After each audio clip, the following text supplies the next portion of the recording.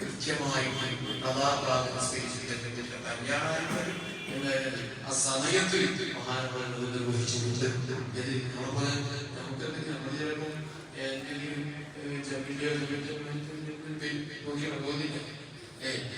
കൃത്യമായി സമയത്ത് തന്നെ വിവാദത്തിൽ